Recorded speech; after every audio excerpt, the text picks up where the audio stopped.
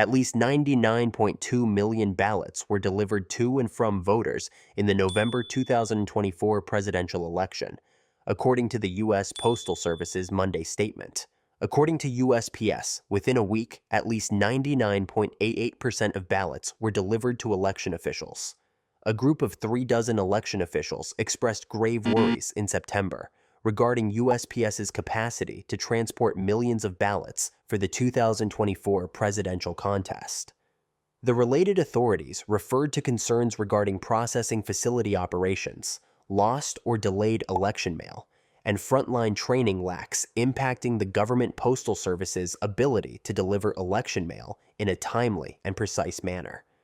The results are comparable to those of 2020, when the USPS reported that it delivered 99.89% of voter ballots to election officials in a week. Postmaster General Louis DeJoy stated, "The U.S. Postal Service once again performed their role of efficiently and effectively delivering the country's ballots in an admirable manner during current American elections.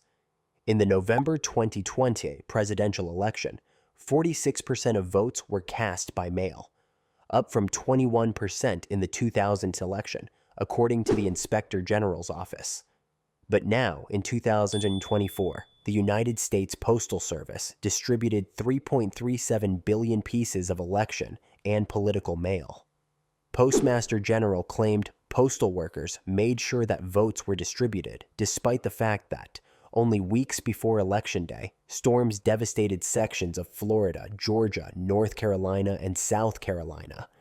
Completed ballots that were supposed to travel to other states were claimed to have arrived in the mail by election offices in California, Montana, Louisiana, New Mexico, and other states.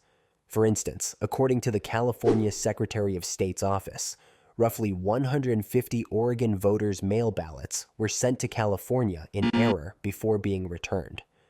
Some correctly addressed ballots were returned as undeliverable at the time, and some ballots that were mailed were postmarked on time but arrived too late to be tallied.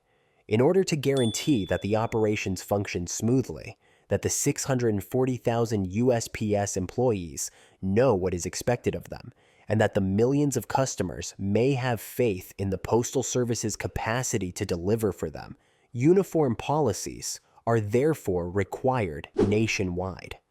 Moreover, in order to prevent financial collapse, USPS issued a warning last month that it must keep reducing expenses and increasing income or risk needing a government bailout. For its fiscal year that ended on September 30th, it posted a net loss of $9.5 billion, which was $3 billion more than the previous year.